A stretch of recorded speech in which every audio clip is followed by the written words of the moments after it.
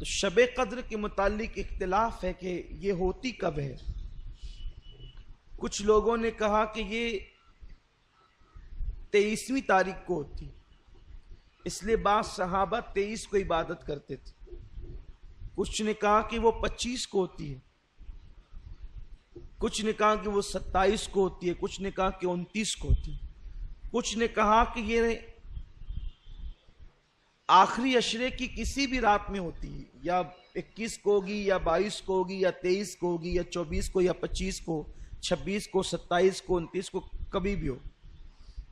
کچھ لوگوں نے کہا کہ نہیں، صرف یہ آخری عشرے میں 5 طاق راتوں میں ہوتی ہے، 21، 23، 25، 27، 29۔ اور بعض لوگ کہتے ہیں کہ وہ 27 ہی کو ہوتی ہے، وہ کچھ دلیل پیش کرتے ہیں۔ ایک دلیل تو یہ حدیث پاک ہے کہ اللہ کے حبیب صلی اللہ علیہ وآلہ وسلم نے 21ویں شب چھوڑ دی، 23ویں کو حضور صحابہ کے ساتھ مسجد میں قیام کے لیے، چونکہ معتکف تو رہتے ہی تھے، قیام کے لیے کھڑے ہوئے اور تھوڑی دیر عبادت کی ہوگی کہ فرمایا کہ جس رات کو تم تلاش کر رہے ہو وہ آج نہیں ہے، وہ اس کے بعد آئے گی۔ تو 23 کو عبادت کی تھوڑی دیر، اور اس کے بعد ان کو آزاد کر دیا صحابہ کو کہ یہ آج نہیں، جسے تلاش کر رہے ہو اس کے بعد آئے گی۔ پھر لوگ اپنے طور پہ عبادتیں کرنے لگے یا گھروں کو چلے گئے جو معتکف نہیں تھے۔ آقا کی تو ہر رات عبادت میں ہی گزرتی تھی۔ پھر فرمایا 24 چھوڑ دیا اور 25 کو آدھی رات تک عبادت کی۔ پھر فرمایا کہ جسے تم ڈھونڈ رہے وہ آج نہیں ہے، وہ اس کے بعد ہے۔ پھر 26ویں شب چھوڑ دی اور 27ویں شب میں حضور نے عبادت کی اور پوری رات عبادت کی، اور رات کے آخری حصے میں اتنی دعا گڑ گڑا کر کے کی کہ صحابی کہتے ہیں کہ ہم کو یوں لگا کہ آج سحری حضور نہیں فرمائیں گے، اللہ کے حبیب صلی اللہ علیہ وسلم آج سحری چھوڑ دیں گے، کیونکہ سحری کا وقت تو اب گزر جائے گا۔ حتیٰ کہ سحری کا ٹائم بہت کم رہ گیا تو حضور علیہ السلام نے دعا مکمل کی اور پھر سحری فرمائی، اور پھر مسکرا کر کہتے ہیں جسے تم ڈھونڈ رہے تھے وہ آج ہی تھی۔ تو 27ویں تاریخ کو تو، لیکن کچھ لوگ یہ کہتے ہیں کہ وہ گھومتی رہتی ہے، لیکن ہمارے امام اعظم ابو حنیفہ کا قول یہ ہے کہ وہ 27ویں کو رہتی ہے۔ اصل میں یہ بتایا اس لیے نہیں گیا ہے کہ لوگ جو ہے وہ پھر 27ویں ہی کو عبادت کریں گے اور دوسری راتوں کو چھوڑ دیں گے۔ یہ اس دور میں کہا تھا کہ بتایا نہیں گیا کہ لوگ اسی 27ویں کو کریں گے اور چھوڑ دیں گے، لیکن آج تو حال یہ ہے کہ اگر متعین کر دو کہ 27 ہے تو اس میں بھی نہیں کرتے، ذوق ہی نہیں رہا، شوق ہی نہیں رہا عبادت کا، الا ماشاء اللہ۔ کچھ لوگ یہ کہتے ہیں قرآن خود اشارہ دے رہا ہے کہ شب قدر 27ویں کو ہوتی ہے۔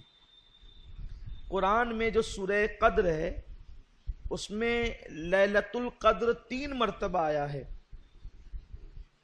اور اس کے کلمے ہیں 9۔ تو اگر 3 کو 9 سے ضرب دیں تو 27 بنتے ہیں، اس لیے یہ 27ویں شب کو ہی شب قدر ہوتی ہے۔ دوسری بات یہ ہے کہ اللہ کو طاق عدد بہت پسند ہے، 1، 3، 5، 7، 9، 11، 13، یہ طاق عدد اللہ کو پسند ہے۔